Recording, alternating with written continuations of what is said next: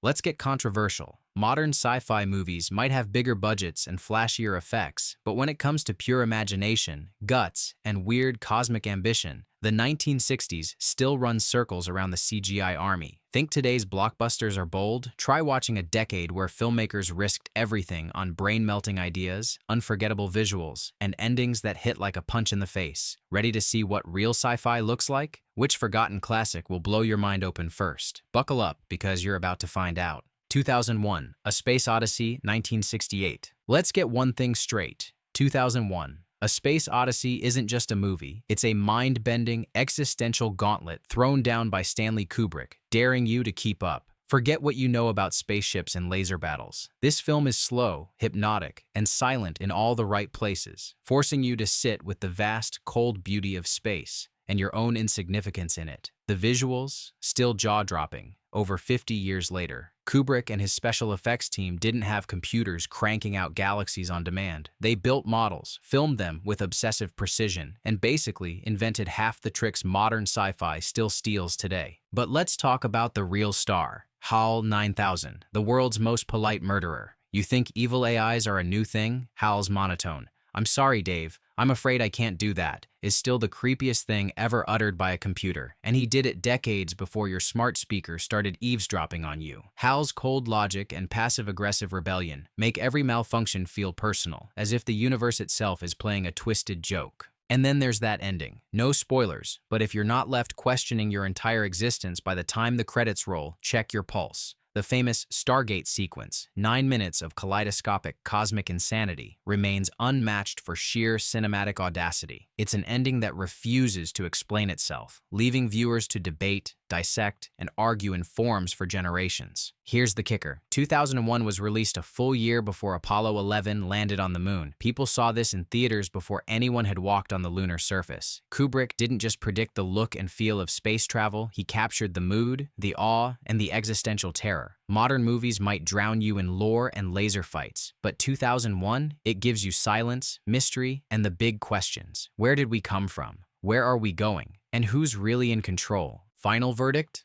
2001. A Space Odyssey is less a film than a rite of passage. Watch it once, and you'll never look at the night sky the same way again. Planet of the Apes, 1968. Picture this. You crash land on a strange, dusty world, only to find out that humans aren't just on the bottom of the food chain. They're being hunted, herded, and experimented on by a civilization of hyper-intelligent apes. Welcome to Planet of the Apes, the original sci-fi mindbender that launched 1,000 imitations and made Charlton Heston the king of all things post-apocalyptic. This isn't just a talking monkeys movie. From the moment Heston's astronaut stumbles through that bizarre, forbidden landscape, the film turns every expectation upside down. The ape makeup, created by legendary artist John Chambers, was revolutionary for its time and still looks more expressive than some modern CGI monstrosities. You're not just watching apes talk, you believe it. Every sneer, every frown, every piece of courtroom drama between orangutans, chimps, and gorillas feels loaded with social commentary. But here's where Planet of the Apes really leaves today's blockbusters in the dust. It's got teeth. This film doesn't just want to entertain you, it wants to mess with your head. Behind all the action and spectacle is a blistering critique of prejudice, fanaticism, and the terrifying consequences of scientific arrogance. The Apes Society is a twisted mirror held up to our own, and by the time Heston's character is screaming that immortal line, "You maniacs, you blew it up," you're left with a gut punch that modern end-of-the-world flicks never quite manage. Even the structure is bold. For most of the film, you're kept in suspense, piecing together the history of this bizarre planet. Every reveal is earned. Every twist makes you rethink everything you thought you knew. And that ending? Still the gold standard for, wait, what just happened? Gut-wrenchers, no matter how many times it's been parodied. The impact? Massive. Planet of the Apes spawned sequels, remakes, TV shows, comics, memes, you name it. But nothing beats the original for sheer audacity and social bite. It's smart, it's savage, and it dares you to question your own world. Think modern sci-fi has the guts to hold up a mirror like this? Maybe, but you'll have to peel the CGI fur off first. Fantastic Voyage, 1966. Let's shrink things down, way down. Fantastic Voyage isn't just a sci-fi adventure, it's a psychedelic odyssey through the human body, where the alien landscape isn't some distant planet, but the veins, nerves, and immune system of one unlucky scientist. The premise is so simple, it's genius. A Cold War superpower has the technology to miniaturize people and objects, but only for 60 minutes. When a scientist with secret knowledge is nearly assassinated, a crack team, including a no-nonsense Donald Pleasance and a luminous Raquel Welch, is injected inside his bloodstream to perform a microscopic, life-saving surgery. But here's the twist. This is the 1960s, baby, so every set piece looks like it was dreamed up by someone who just discovered lava lamps and Salvador Dali. The production team built gigantic arteries, crystalline lungs, and undulating brain tissue with practical effects so inventive, you can almost feel the pulse of every heartbeat. The giant white blood cells attacking the submarine, still weirdly unnerving and way more tactile than any modern CGI creature. Yet beneath the eye candy, Fantastic Voyage is a pure adrenaline ride, packed with tension and sabotage at every turn. The film taps into the era's paranoia. Who can you trust on the crew? What if you run out of air or the immune system attacks? It's part disaster movie, part spy thriller, and part metaphysical trip. The ticking clock never lets you relax. Every new body system is a fresh minefield of dangers, and the science is just plausible enough to keep you suspended between awe and panic. And let's not forget the cultural impact. This movie inspired countless cartoons, parodies, and even medical research. Seriously, just Google how many scientists name-dropped Fantastic Voyage as a childhood inspiration. The visual style echoes through everything from Magic School Bus to Inner Space, but nothing touches the original for sheer pulse-pounding inventiveness. The final verdict? Fantastic Voyage proves that the biggest adventures can happen in the smallest spaces. Forget aliens and spaceships. Sometimes, the wildest frontier is right inside us. Modern movies may take us across the universe, but none can make your own biology feel this alien, this dangerous, and this utterly magical. The Time Machine, 1960. How do you outsmart the future? By traveling straight into it and maybe living to regret what you find. The Time Machine is the granddaddy of all time travel epics, and if you've ever seen anyone jump into a souped-up DeLorean, thank George Pal and his glorious steampunk-flavored adaptation of H.G. Wells's classic. Rod Taylor stars as the Victorian inventor with more curiosity than common sense, launching himself into a future that starts off shiny and hopeful, and then plummets into pure dystopian nightmare. The first thing that hits you? The actual machine. Forget the blue phone boxes and flux capacitors. The brass, crystal, and spinning umbrella-like dish are pure eye candy, a visual treat that still gets fans drooling. But the Time Machine doesn't waste time on gadgets alone. It's the journey that matters, and what a journey it is. Taylor's time traveler watches the world race by outside his window. Cities rise, wars flatten them, and humanity itself splits in two.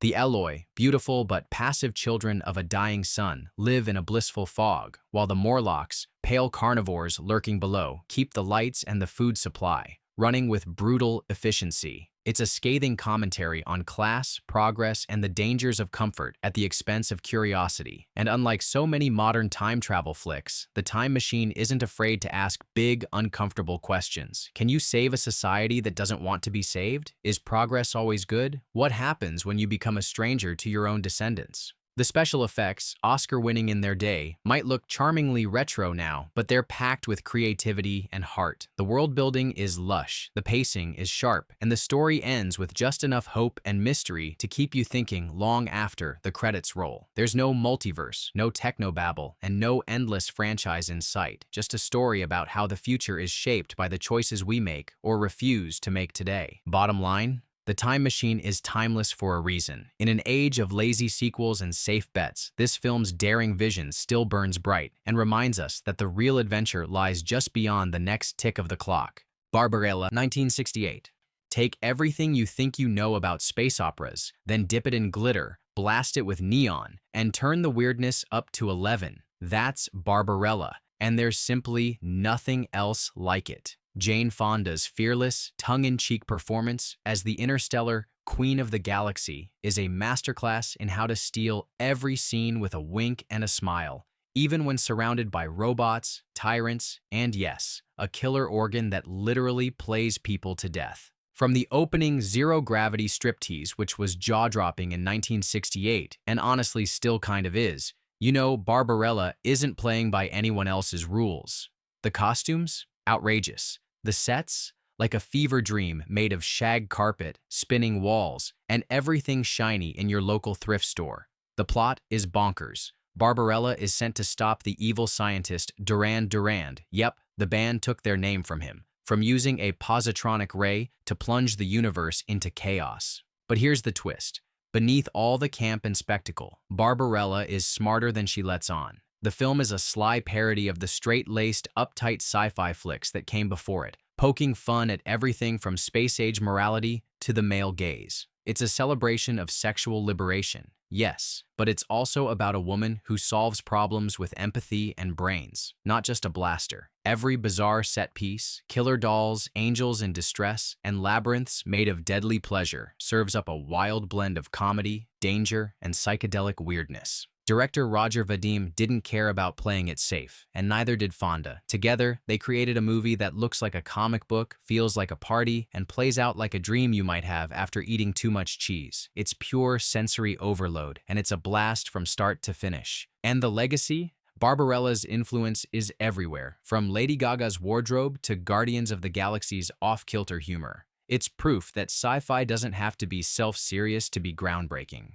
If modern movies sometimes forget to have fun, Barbarella is here to remind you. Sometimes the best way to save the universe is to enjoy every crazy, glitter-soaked second of the ride. Seconds 1966. What if you could start your life over, erase every mistake, every regret, and wake up in a brand new body? That's the seductively sinister question at the heart of Seconds. A sci-fi thriller so unnerving, it makes modern identity crisis movies look tame.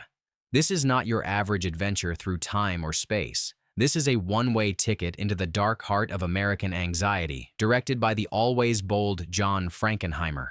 The setup is deceptively simple. Arthur Hamilton, played with twitchy brilliance by John Randolph, is a middle-aged man crushed by the weight of conformity, routine, and the gnawing sense that he's missed his shot at happiness. Enter the mysterious company, offering the ultimate escape. Fake your death, get plastic surgery, and be reborn as a much younger, handsomer man, played by Rock Hudson. Sounds like a dream, right? But from the moment Arthur becomes Tony Wilson, things get weird. Friends are off, neighbors seem to be in on a secret, and even his own memories start to betray him. Frankenheimer shoots the whole film like a waking nightmare. Off-kilter camera angles, distorted lenses, and sudden close-ups put you right inside Hamilton's confusion and paranoia. There's a brutal, surreal sequence at a wine-soaked hippie party that still feels more experimental than half the so-called art house movies of today. And the dread builds and builds as Tony discovers that starting over isn't just impossible, it's a trap. But Seconds isn't just about existential terror. It's a sharp critique of mid-century America's obsession with youth, beauty, and reinvention. The better life the company offers turns out to be a manufactured fantasy, controlled by people who profit from your unhappiness. Modern movies are obsessed with transformation, but Seconds dares to ask, what if the real horror is that you can't escape yourself? The ending is gut-punch bleak and unforgettable.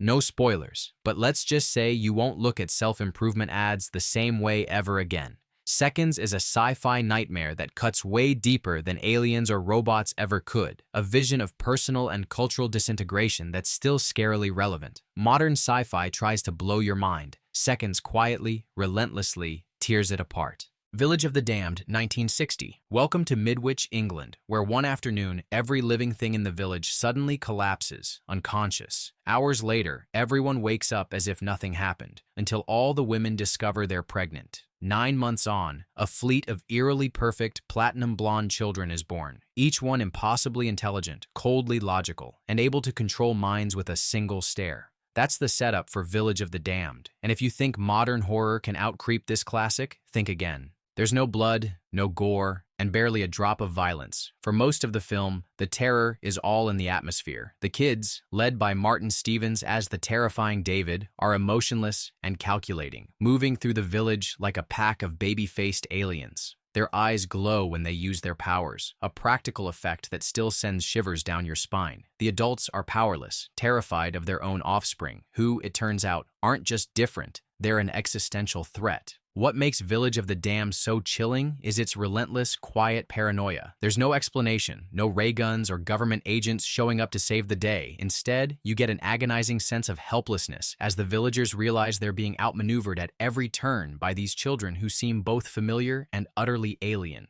The film plays on the post-war fear of infiltration, nuclear dread, and even the anxiety of a rapidly changing generation gap. The kids are a metaphor for everything adults can't control, and in 1960 that was plenty. Director Wolf Rilla keeps the tension tight and the pacing brisk, never giving you a moment to breathe. George Sanders, as the anguished schoolteacher forced to confront his own son, gives a masterclass in mounting dread and desperate calculation. The final showdown is a masterstroke of suspense and sacrifice, proving you don't need an army of CGI monsters to make your skin crawl. Village of the Damned doesn't need jump scares or cheap tricks. It gets under your skin by making the familiar, the innocence of children, the ultimate threat. It's one of the purest, most enduring sci-fi horrors ever made, and proves once and for all, sometimes the scariest monsters are the ones living under your own roof. Robinson Crusoe on Mars, 1964. Before Matt Damon was farming potatoes in space, there was Robinson Crusoe on Mars, a survival story so ambitious and inventive,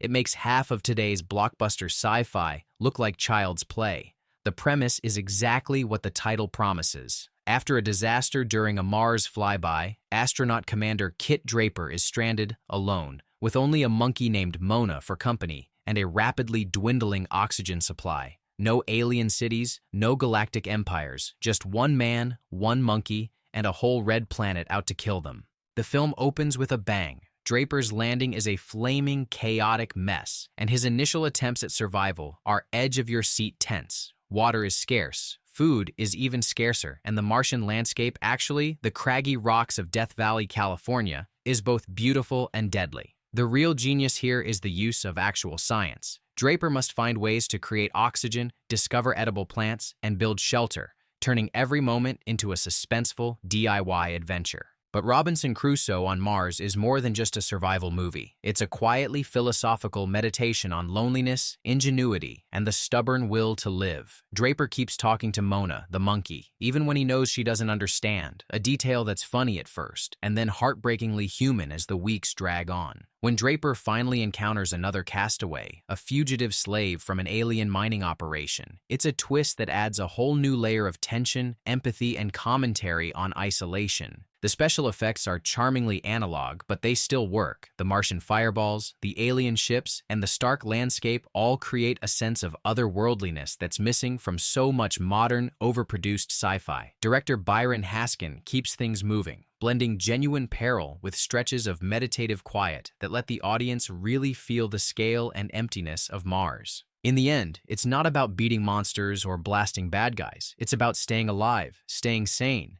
and finding hope where there shouldn't be any. Robinson Crusoe on Mars is proof that you don't need a massive budget or an army of digital effects to create real suspense, real emotion, and real adventure. Sometimes all it takes is one human, a monkey, and the endless red sands of an alien world. The Day the Earth Caught Fire, 1961. Let's turn up the heat, literally. In the day the Earth caught fire, nuclear paranoia isn't just a background detail. It's the spark that sets the entire world on fire. No aliens, no spaceships, just Earth, reeling from the aftershock of nuclear tests gone wrong. Suddenly, our planet is knocked off its axis, the weather goes haywire, and London is hotter than a blast furnace. This is disaster sci-fi done right, raw, realistic, and more urgent than half the climate thrillers Hollywood's cranked out since. The story unfolds through the eyes of journalists at a London newspaper, led by Edward Judd's cynical reporter and Leo McKern's gruff, rumpled science editor. It's their job to make sense of the madness as rivers dry up, people riot, and entire continents bake in the relentless sun. Instead of cardboard heroes, you get flawed, funny, desperate humans, chain-smoking, wisecracking, and absolutely terrified. What makes this movie stand apart? It's all about the slow burn, pun intended. There's no CGI tidal wave, no last-minute asteroid rescue, just a creeping, suffocating sense of doom. The heat is almost tangible. Sweat drips, tempers flare, and hope shrinks with every melting ice cap. Director Val Guest shoots in stark, high-contrast black and white, then washes key scenes in a sun-baked orange tint that makes you want to reach for a glass of water. And it's surprisingly political, too. The film isn't shy about blaming superpowers for playing God, or about showing how governments fumble and spin as the world cooks. There's tension, romance, and one of the all-time great ambiguous endings.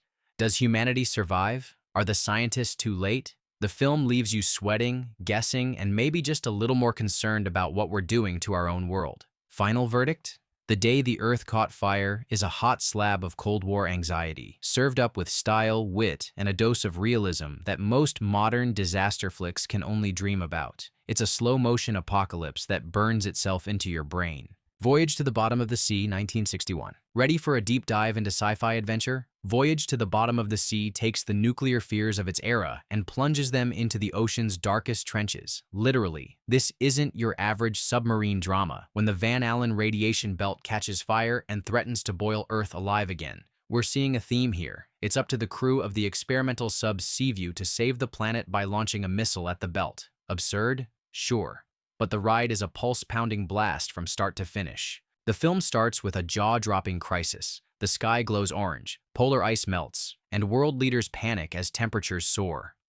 Enter Walter Pidgeon's Admiral Nelson, a man with a plan and no patience for bureaucratic dithering.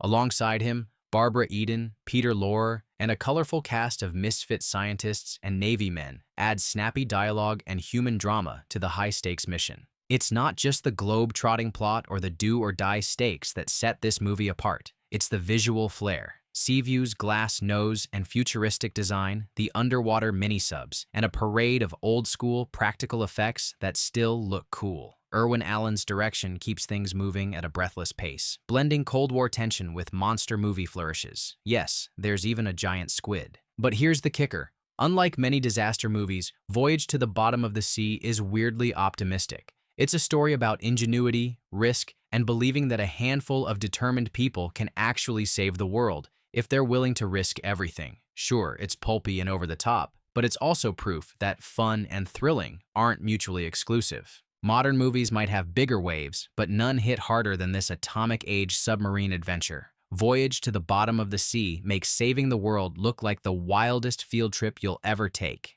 The Power, 1968. Ever wondered what it would look like if X-Men and the Twilight Zone collided in a psychedelic late 60s fever dream? Meet The Power, a criminally underrated gem about a secret superhuman hidden among a team of scientists. It's got paranoia, murder, mind games, and a twisty plot that grabs you by the brain and refuses to let go. George Hamilton stars as Jim Tanner, a researcher who discovers his colleagues are being picked off by an invisible force, one with terrifying psychic abilities. From the opening credits, The Power plays like a waking nightmare. Clocks stop, walls warp, and reality bends at the whim of a killer who can literally think you to death. Director Byron Haskin uses wild camera tricks, eerie music, and surreal editing to keep you off balance. The sense of danger is relentless. Anyone could be next, and the monster is always one step ahead. But this isn't just a whodunit with sci-fi window dressing. It's a film that asks big, unnerving questions. What happens when evolution produces someone with the power to control minds?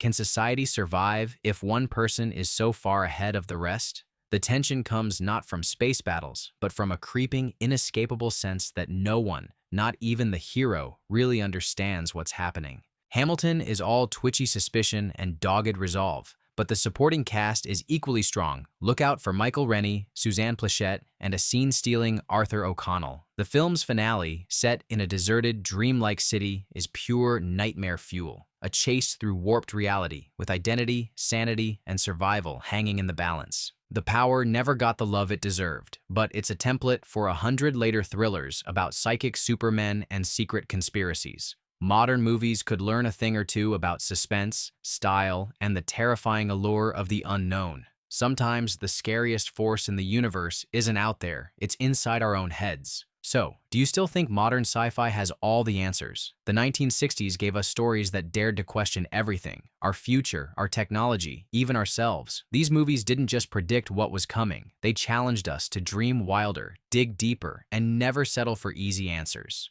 Which of these classics blew your mind the most? Drop your favorites and your hot takes in the comments, hit that subscribe button, and share the love for old school sci-fi. Because real imagination, it never goes out of style.